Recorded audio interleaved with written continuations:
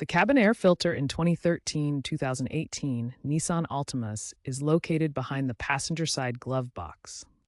First, fully open the glove box. Depress the side stops. These are small plastic tabs on either side of the glove box. This allows the glove box to hang down, revealing the filter housing. The filter cover is secured by either screws or clips, typically 2 to 4 of them. Remove these. Pull out the old filter, noting its orientation. Arrows on the side indicate airflow direction, usually downward or inward. Wear gloves to avoid contact with accumulated dust and allergens. With the old filter removed, insert the new filter into the housing. Ensure the arrows on the new filter are facing the same direction as you noted with the old filter.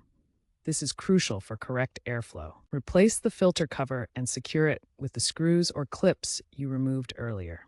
Next, reattach the glove box by pushing the side stops back into their original position until they click. Close the glove box and test your HVAC system to ensure proper airflow. Regular replacement every 12,000 to 15,000 miles or annually maintains optimal air quality and HVAC efficiency. High-efficiency particulate air filters are available as an upgrade, improving filtration beyond standard OEM specs.